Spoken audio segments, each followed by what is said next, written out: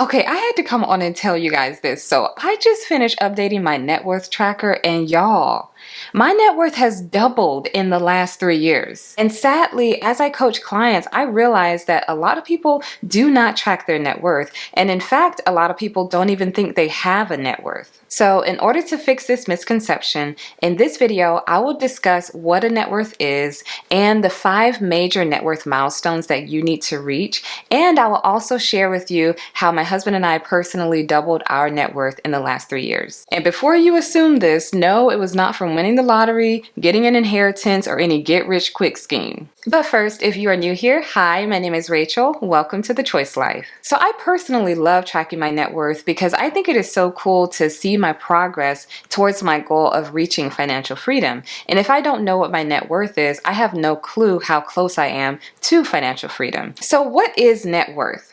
Well, basically, your net worth is the total value of what you own, which is your assets, minus what you owe, which is your liabilities. And your net worth can be either positive or negative. So if your assets are greater than your liabilities, then you will have a positive net worth. But if your liabilities are greater than your assets, you will have a negative net worth. So let's first look at assets.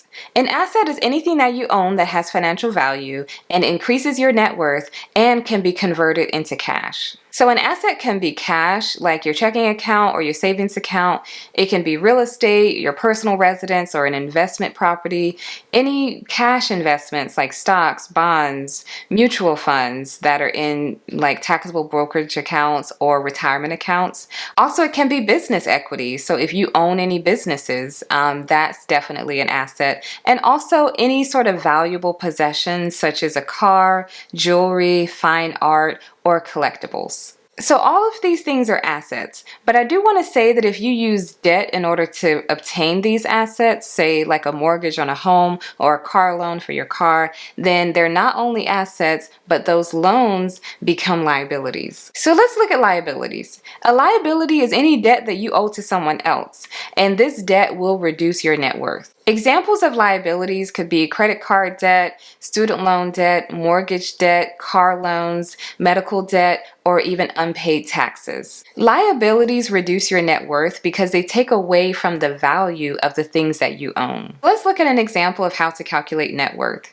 Let's say Renee has a home worth $350,000. She has cash on hand of $15,000. She has a 401k balance of $100,000, and she could sell her car for $10,000. So her total assets equal $475,000. Now let's say for liabilities, Renee has a mortgage of $250,000. She has student loans of $75,000. She has a car loan of $13,000 and credit card debt of $8,000. So her total liabilities equal $346,000. So Renee's total net worth is $129,000. And that's pretty great because it's positive, first of all, and it's over 6 figures. So ultimately, the goal with net worth is to have more appreciating assets and eliminate your liabilities. So why is it so important to track your net worth? Well, tracking your net worth over time helps you to see whether you're building wealth or not.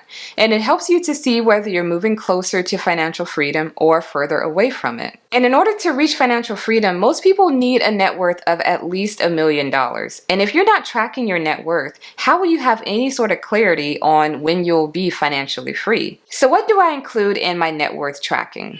Well, as far as assets, I include our home, our retirement accounts, our cash and saving, like checking accounts and savings accounts. I include our taxable brokerage accounts and HSAs. I also include my car, my husband's car, and our cryptocurrency. But I don't include things like furniture, clothes, shoes, tools, or electronics. And if you have something that you feel like is super valuable that you would track on your net worth tracker, then let me know in the comments below. I would be very interested to hear. And as far as liabilities, we only have our mortgage left to pay. So I track my net worth once a month, but according to my husband, that's a little excessive. But I am a money nerd, so it's fun for me to look at the numbers. But I would suggest that you at least track your net worth once a quarter. So let's talk about the 5 major net worth milestones. The first milestone you should reach is a net worth of $1. Yes, you heard me right, $1. So what's so major about a $1 net worth? Well, it's a positive net worth. So that means that your assets are greater than your liabilities, and that's a great milestone to reach. The second major milestone to reach is to have a net worth of $100,000. And this is when it gets pretty cool because something happens when you get over the 6-figure hump with your net worth. It just really takes off. And I think it's because you have more assets now and compound interest is starting to take effect and your money is working harder for you. The third major milestone to reach is to have a net worth of $500,000. And this is really cool because you're basically halfway to $1 million net worth. And that's just so exciting. And at this stage, you're starting to feel more stable, like having more financial stability and also more flexibility and feeling like you have more choices in your life. The fourth major milestone to reach is to finally hit that $1 million net worth. Listen, you're a millionaire. Like, not a lot of people can say that. I think literally like less than 10% of Americans can say that they're millionaires. So this is a huge milestone to reach. So while reaching this milestone is amazing, keep in mind that this is your total net worth. So that can include your house or any other illiquid assets. So because of that, I don't think that just having a $1 million net worth is the goal, in my opinion. The fifth major milestone to reach is to have a $1 million liquid net worth. So this includes only your liquid assets, like your cash and your investments. And the cool thing about this milestone is if you have $1 million net worth, then the interest alone that you'll earn each year can be more than your own income. So let's say that you earn 10% interest in a year. That's $100,000 that you just made passively. You did not have to go work for that. That just showed up in your account because you had it invested. So how did we double our net worth in 3 years?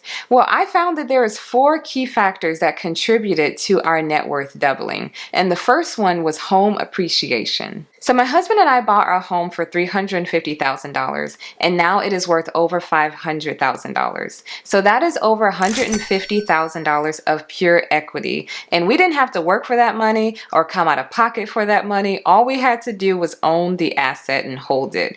And that's honestly the power of real estate. The next factor that contributed to our net worth doubling was our consistent investing. So we invest consistently. Every single month we are investing, whether the markets are up or down, whether there is a recession, whether there's a bull market, it does not matter. We are investing. So we have been able to stay consistent with investing because we automated the process. So every month there's a transfer that goes from our checking account to our investment account and we're able to make that investment. So the third factor that contributed to us doubling our net worth is we also were consistent with saving. So once we fully funded our emergency fund, then we started to focus on our sinking funds, like our vacation fund, our medical fund, our new car fund, and that really helped us to stay ahead of any expenses that we knew were coming up in the future that we don't want to have to use debt for. So that's the magic of sinking funds. And the fourth factor that contributed to us doubling our net worth was we paid down our debt. So we have a mortgage, like I said, and every month we pay our mortgage. So as our loan value goes down, as we pay our mortgage payments, then our net worth goes up because we are reducing our liabilities. So with all of these consistent actions, we have been able to double our net worth in 3 years. There's a few things that you need to consider when you're thinking about your net worth. The first thing is how much of that net worth is liquid versus illiquid. And I talked about that earlier. Your house is illiquid. It's very difficult to get money out of your house. You cannot eat your house. So if most of your net worth is tied up in a house, then you really can't. Even if it's $1 million net worth, you're technically not financially free yet because if you sell your house to get access to that cash, well, you still need a place to live. So that's really not that helpful at that point. So just being mindful about how much of your net worth is tied up in illiquid assets. Also, be very mindful of how much of your net worth is comprised of depreciating assets, such as your cars, any boats, motorcycles, RVs, or even mobile homes. So, these things have value. Sure, you can sell them, but as you use them, they go down in value. So you don't want too much of your net worth to be made up of depreciating assets. I also want you to be mindful about where your net worth is located. And by that, I mean, is it primarily in like a taxable brokerage account where you can access it at any time with no penalties? Or is it primarily in retirement accounts like your 401k, your IRA, or things like that? And the reason you need to consider this is because if you want to retire early and you can't touch those retirement accounts until 59 and a half, you can have $1 million at 40, but if that whole $1 million is in your 401k, you can't really touch that. So it's just things you want to think about. So I hope that our example is encouraging to you, because I know sometimes it can just feel like, oh, I'm not making progress.